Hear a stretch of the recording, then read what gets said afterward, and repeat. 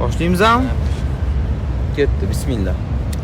Abdulaziz, mana shu zontuyni bitta donasining narxi 5 million dollar deb eshitdim. Rostdan shunaqami? Shunaqa, aka, 5 million dollar. Endi bunaqa zontiylardan Masjid Nabaviyda 250 ta bor, aka. 250 ta? 250 ta.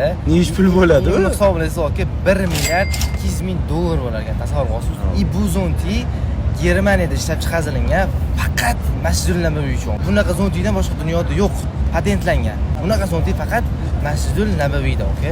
Qara, ukam, bitta zontu 5 million dollar tursa, umumiy mana shu Masjid Nabaviyning masjidini qurilishiga nech pul ketgan? 2010-yilda bitkazilgan ekan, общий. Agar o'shandagi statistika bilan hisoblasak, 37,5 milliard pul ketgan ekan, tasavvur qilsin, butun Masjid Nabaviyga. Ukam, endi sen shu yerda yashaysan. Yana nima qancha qiziqarli ma'lumotlar bor masjid haqida? Haramgacha kirganida gumbazlar bor, bilasizmi aka? O'shani bitta donasini o'zi 16 tonna turadi. 16 tonna? Ani ochilib yopiladigan gumbaz. Ochilib yopiladigan gumbaz. Har bittasini o'zini bo'tda grafikasi bor. Oddiy misol mana zonchilarning ochilib yopilishi shamolga qarab qilinadi, aka. Chunki bu sinib ketib qolish ehtimoli bor. Xuddi gumbazlarning ham ochilib yopilish vaqti bor.